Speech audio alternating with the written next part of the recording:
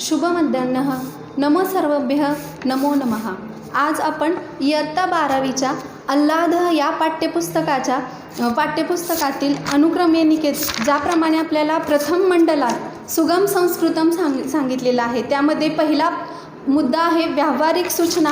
यामध्ये काही सूचना दिलेल्या आहेत ज्या व्यवहारात आपल्याला येतात, त्या आपण चित्र पाहून त्याच्या खाली नावं लिहू शकतो. त्यानंतर दुसरा आहे व्यावहारिक शब्दस्तबकः.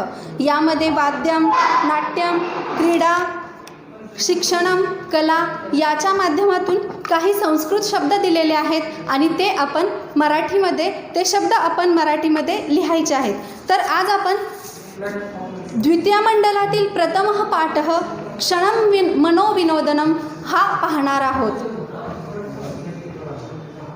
क्षणम मनोविनोदनम.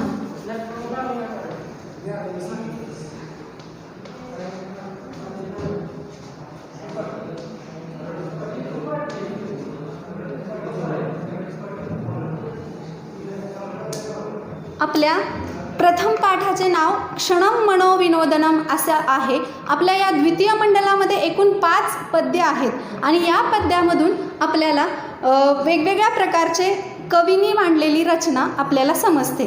तर आज आपण क्षणम मनोविनोदनम या पाठातून, या पद्यातून आपण सुभाषिते पाहणार आहोत. सुभाषित म्हणजे काय? तर सुभाषित म्हणजे सुष्ठुम भाषितम. जे चांगलं वचन आहे त्याला सुभाषित असं म्हटलं जातं. तर प्रस्तुत पाठ हा सुभाषितकारांनी सुभाषित संग्रहातून घेतलेला आहे. सुभाषिते आपल्या जीवनात कशा पद्धतीने कार्य करतात हे सुभाषितकार सांगतात.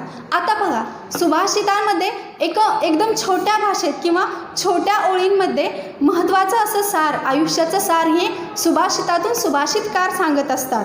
तर अशाच प्रकारे आपला हा क्षणम मनोविनोदनम या पहिल्या पद्यात सुभाषितकाराने वेगवेगळ्या सुभाषिताच्या माध्यमातून व्यक्तीने आपलं आयुष्य कसं जगावं हे सांगितलेलं आहे. तसंच हा आपला पद्यपाठ आहे, हा विडंबनात्मक आहे. म्हणजे विनोदाच्या माध्यमातून व्यक्तीला आपलं आयुष्य जगण्यासाठी कशा प्रकारे सुभाषितकारांनी मार्गदर्शन केलेलं आहे हे याच्यातून आपण पाहणार आहोत. क्षणम मनोविनोदनम हा शब्द षष्ठी तत्पुरुष समासाचा आहे.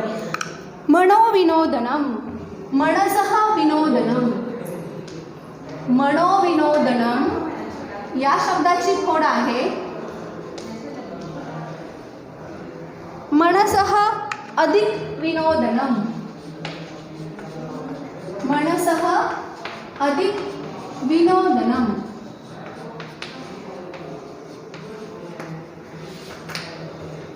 आता बघा, मनोविनोदनम, मनसः अधिक विनोदनम. मनसः अधिक विनोदनम म्हणजे मनस हा शब्द सकारांत नपुसकलिंगी आहे. आता पहिल्यांदा सर्वात प्रथम आपण या पद्यपाठाची भूमिका पाहणार आहोत. भूमिका म्हणजेच पाठाचा परिचय, पाठाचं प्रयोजन कशासाठी केलेलं आहे हे याच्यातून आपण पाहणार आहोत. सुभाषितम नाम सुष्ठु भाषितम. सुभाषित म्हणजेच चांगलं वचन.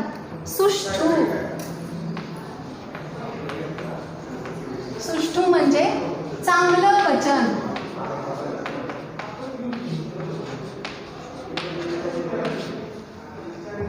आता परम न केवलम सुष्ठु भाषितम, परंतु सुभाषित म्हणजे केवळ सुष्ठु भाषितम चांगलं वचन असं नाही, तर अपितु विनोदनम अपि सुभाषितेषु विद्यते. आणि विनोदसुद्धा सुभाषितांमधून जाणवतो किंवा दाखविला जातो. विनोदनम नाम मनोरंजनम. विनोद म्हणजेच काय? तर मनोरंजन. प्राचीने वाङ्मये विकीर्णानि विनोदन प्रधानानि सुभाषितानि अत्र संग्रहितानि. प्राचीन काळातील वाङ्मयांमध्ये विकीर्णानी म्हणजे विखुरलेले, विकीर्णानी म्हणजेच काय? विखुरलेले.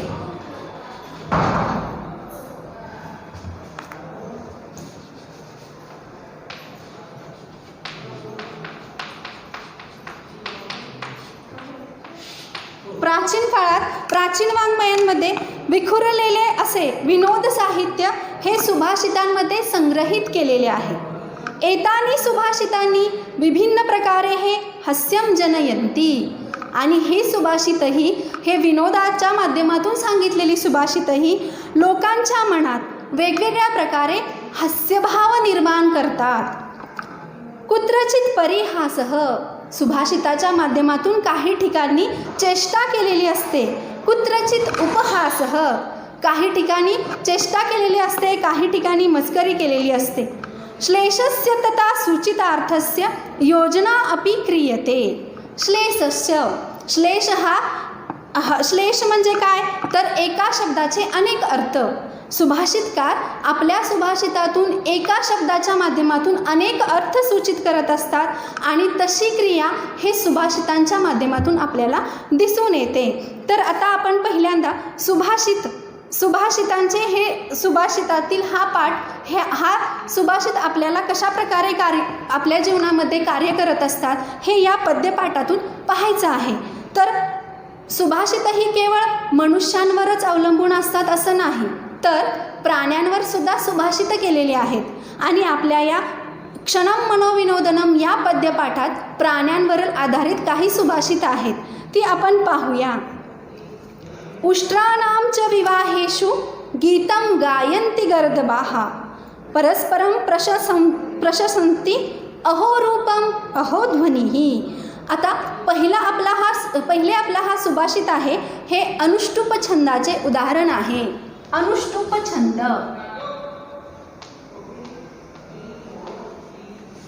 छंदाचे एकूण 7 प्रकार आहेत आणि त्यातीलच अनुष्टुप हा एक प्रकार आहे. अनुष्टुप हा एक छंद प्रकार आहे आणि या छंद प्रकारामध्ये एकूण 4 चरण असतात. आता अनुष्टुप छंदातील पहिल्या सुभाषितांमध्ये काय सांगितलं आहे तर उष्ट्राणां च विवाहेषु. उष्ट्र म्हणजे उंट. उंटांच्या लग्नामध्ये गीतं गायन्ति गर्दभाः, गाढवे गीत गात आहेत. आता बघा सुभाषितकाराने विनोदाच्या माध्यमातून कसं सूचित केलं आहे की उंटांच्या लग्नात गाढवे गीत गात आहेत आणि काय म्हणत आहेत बघा ते परस्परम प्रशंसन्ति, एकमेकांची प्रशंसा करत आहेत. काय म्हणत आहेत तर अहो रूपम अहो ध्वनिः. गाढवे उंटांना काय म्हणतायत, अरे तुमचं रूप किती सुंदर आहे, तुम्ही किती सुंदर दिसत आहात, असं गाढवं उंटांना म्हणतायत. खरं तर उंट सुंदर नसतात, परंतु या सुभाषितामध्ये सुभाषितकाराने विडंबन केलेलं आहे.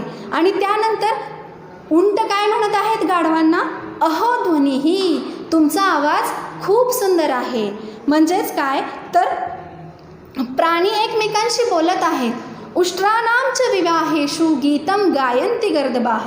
या उंटांच्या विवाहामध्ये गाढवे गीत गात आहेत आणि काय म्हणत आहेत, एकमेकांची स्तुती करत करत काय म्हणत आहेत तर आहा हा काय हे सौंदर्य आणि अरे वा किती सुंदर हा आवाज आहे, असं हे पहिल्या सुभाषितातून आपल्याला सुभाषितकार सांगत आहे. दुसरा सुभाषित आहे तृणात लघुस्तर स्थूलाद अपि च याचकः वायुना किं न नीतो असो मामयं प्रार्थयेदिति. आता बघा दुसरा सुभाषित सुद्धा अनुष्टुप छंदातून घेतलेला आहे. तृणात लघुस्तर स्थूलाद अपि च याचकः. म्हणजे या दुसऱ्या सुभाषितातून याचक हा किती कमी दर्जाचा किंवा याचकाला किती हलकं समजलं जातं, याचक किती कनिष्ठ दर्जाचा असतो, हे या सुभाषितातून सुभाषितकार सांगत आहेत. त्यांनी याचकाची विडंबनाच जणू याच्यातून व्यक्त केलेली आहे. ते काय सांगत आहेत बघा, तृणात लघुतर स्थूलः. तृण म्हणजे गवत, गवतापेक्षा हलकं, लघुतरः गवतापेक्षा हलकं कापूस आहे. तृणात लघुस्तर स्थूलः, स्थूल म्हणजे कापूस.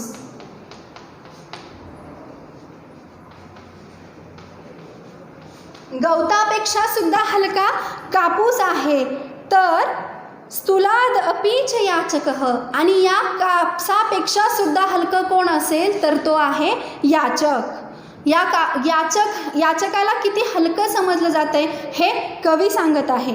वायुना किम न नीतो असो, हा वारासुद्धा याला का बरे आपल्याबरोबर घेऊन जात नसेल. सुभाषितकार म्हणतोय हा वारासुद्धा या याचकाला आपल्याबरोबर का बरं घेऊन जात नसेल.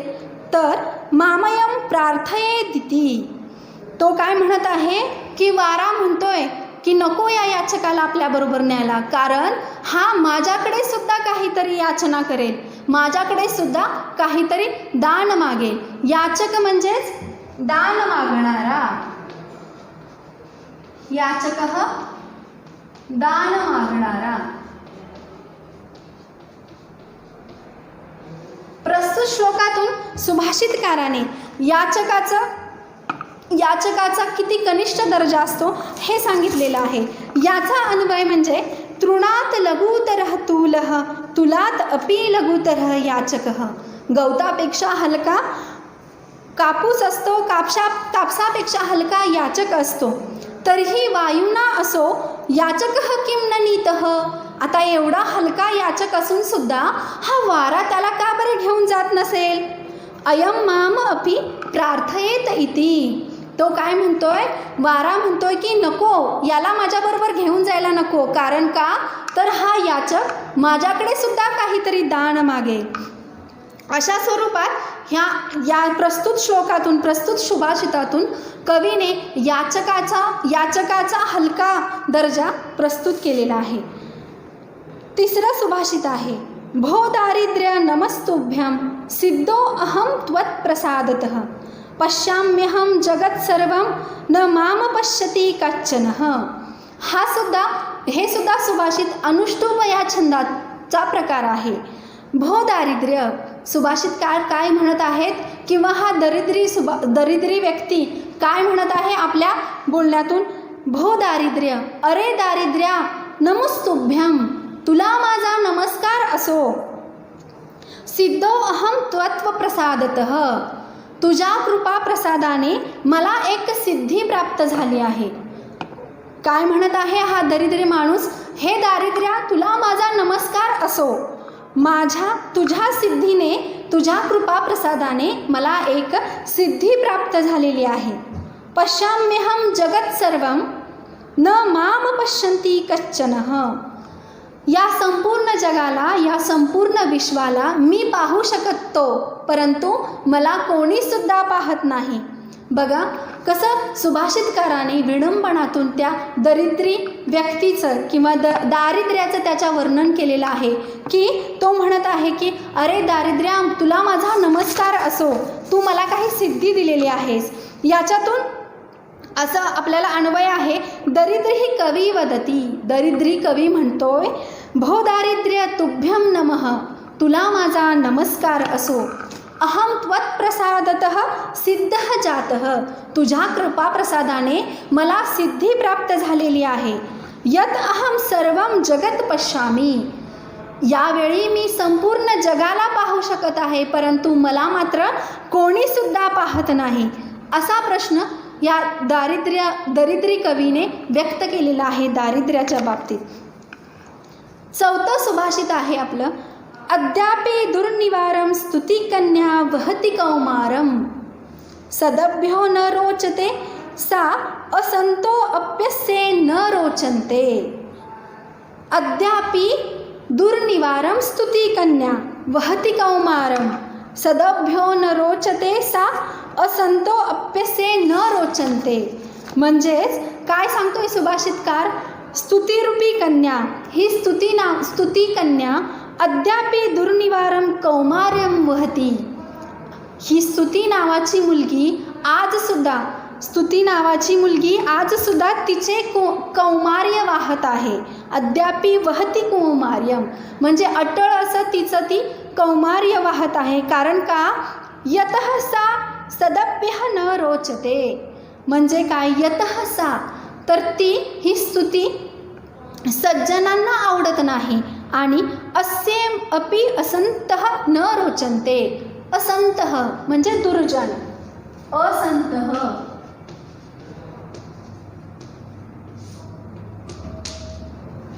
असंतः म्हणजे दुर्जन. सुभाषितकार म्हणत आहेत की स्तुती नावाची स्तुती ही सज्जनांना आवडत नाही आणि दुर्जनांच्या जवळ ती राहत नाही. असंतः न रोचनते म्हणजे स्तुतीला दुर्जन लोक आवडत नाहीत. तर आता प्रस्तुत सुभाषितातून आपल्याला काय सांगितलेलं आहे सुभाषितकारांनी की या जगामध्ये केवळ 2 प्रकारचे मनुष्य असतात किंवा 2 प्रकारची माणसे असतात. पहिली म्हणजे सज्जन लोक जी स्वभावाने खूप चांगली असतात परंतु त्यांना स्वतःची स्तुती करणं अजिबात आवडत नाही, त्यामुळे स्तुती अजूनही अविवाहितच आहे. आणि दुसरा प्रकार म्हणजे दुर्जन लोक आणि या दुर्जनांची स्तुती कोणीसुद्धा करत नाही. म्हणून या सुभाषितकाराने या सुभाषितातून विरोधाभास प्रदर्शित करून विनोदी प्रकाराने सांगितले आहे की स्तुती नावाची मुलगी ही अजूनसुद्धा कुमारिकाच आहे. म्हणजेच याच्यातून सुभाषितकाराने वास्तव परिस्थितीचे दर्शन घडविले आहे. आपला 5वा श्लोक आहे द्वंद्व अहम द्विगुरप्यहम मदगेहे नित्यम अव्ययी भाव तत्पुरुष कर्मधारय एना अहम स्याम बहुर्व्रीहि. परत एकदा सुभाषित बघा. द्वंद्वो अहम द्विगुरप्यहम मदगेहे नित्यम अव्ययी भाव तत्पुरुष कर्मधारय एना अहम श्याम बहुर्व्रीहि. आता हा श्लोक किंवा हे सुभाषित आर्या या छंद प्रकारातील आहे. तर प्रस्तुत सुभाषितात सुभाषितकाराने सुभाषिताच्या माध्यमातून संस्कृतमधील 6 समासांचे वर्णन केलेले आहे. ते वर्णन कसे केले आहे आणि याच्यातून श्लेष कसा समजतो आहे तर एका शब्दातून खूप अनेक अर्थ या श्लोकांमधून आपल्याला समजत आहे. द्वंद्वो अहम हे तत्पुरुष यामध्ये तत्पुरुष समासाचं सुद्धा वर्णन आहे. तर सुभाषितकार काय म्हणत आहे, हे तत्पुरुषा म्हणजे हे भल्या माणसा किंवा हे राजन हे राजाला म्हटलं जातं, परंतु आपल्या या सुभाषितामध्ये सुभाषितकार सर्व माणसांना हे राजन किंवा हे भल्या माणसा द्वंद्व अहम माझ्याकडे अहम द्वंद्व आम्ही दोघे आहोत. कोण दोघे किंवा माझ्या घरात दुसरा अर्थ कसा आहे याचा, माझ्या घरात आम्ही दोघे राहतो. कोण दोघे, आवाम द्वौ स्वः पती च पत्नी च. आम्ही दोघे जण ह्या घरात राहतो, माझी पत्नी आणि पती असे म्हणजे नवरा बायको दोन्ही मिळून आमच्या दोघांचं घर आहे. अहम द्विगुः आमच्याकडे अहम द्विगु समासाचं नाव इथं आलेलं आहे. तर काय म्हणत आहे सुभाषितकार, तर आम्ही दोघेजण या घरामध्ये म्हणजे आम्ही नवरा बायको दोघेजण ह्या घरामध्ये राहतो आणि आमच्याकडे केवळ अहम द्विगुः केवलम गोदयस्य स्वामी. द्विगुः म्हणजे गाई किंवा बैल, द्विगुः म्हणजे गाई किंवा बैल किंवा हे समासाचं सुद्धा नाव आहे द्विगु समास. तर अशा प्रकारे सुभाषितकार श्लेषाची रचना करून काय म्हणत आहे तर द्विगुरप्यहम अहम द्विगुः केवलम गोदयस्य स्वामीहि. इथे या ठिकाणी द्विगुः या शब्दाचा अर्थ गायी असा घेतलेला आहे. आम्ही दोघेजण ह्या घरात राहतो आणि केवळ 2 गायींचा फक्त आम्ही स्वामी आहे, म्हणजेच आमच्याकडं फक्त केवळ 2 गायीच आहेत. अपि किंतु मम गेहे नित्यम अव्ययी भाव. आता अव्ययी भाव या समासाच्या नावाच्या माध्यमातून काय सूचित करत आहेत सुभाषितकार, परंतु माझ्या घरामध्ये मम गेहे नित्यम नेहमीचा खर्च करण्यासाठी अव्ययी भाव नेहमीचा खर्च करण्यासाठी सुद्धा पुरेसे पैसे नाहीत. व्ययाय धनम न विद्यते. व्यय म्हणजे खर्च करण्यासाठी, दररोजचा खर्च करण्यासाठी सुद्धा माझ्याकडे किंवा माझ्या घरांमध्ये धनम न विद्यते पुरेसे पैसे नाहीत. तस्माद मे किमपि कर्मधारय कर्मधारय. आता पुढच्या शब्दांमध्ये सुभाषितकार सांगत आहेत कर्मधारय या समासाच्या नावावरून. तर तस्मात् मे किमपि कर्मधारयः, मला काहीतरी काम दे हे भल्या माणसा. आम्ही दोघेजण एका घरात राहतो, नवरा बायको. आमच्याकडे केवळ दोन गायी आहेत, त्यांचं स्वामित्व आहे आणि दररोजचं नित्याचा खर्च करण्यासाठी सुद्धा आमच्याकडे पुरेसे पैसे नाहीत. तर हे भल्या माणसा आम्हाला काहीतरी काम दे. कर्मधारयः म्हणजे आम्ही काहीतरी काम करणारं, काम धारण करणारे असे होत. येन अहम बहुर्व्रीहिष्याम म्हणजेच काय म्हणत आहेत, तो कवी काय म्हणत आहे, मम समीपे माझ्याजवळ प्रभृतम धनम भवेत, माझ्याकडं भरपूर अशा प्रकारचं धन येऊ दे. बहुर्व्रीही समास, बहु म्हणजे भरपूर, व्रीही म्हणजे तांदूळ. आता व्रीही या शब्दाचा शब्दशः अर्थ आहे तांदूळ. सुभाषितकार काय म्हणत आहे की व्रीही म्हणजे तांदूळ, पण असा अर्थ न घेता तो सुभाषितकार काय म्हणत आहेत, मम समीपे प्रभृतम धान्यम विद्यते भवेत, माझ्याकडे भरपूर असं वेगवेगळ्या प्रकारचं धान्य असावं असं मला वाटत आहे. अशा प्रकारे प्रस्तुत सुभाषितकाराने समासांचा प्रकार सांगून, समासांची नावे सांगून आपले मत व्यक्त केलेले आहे.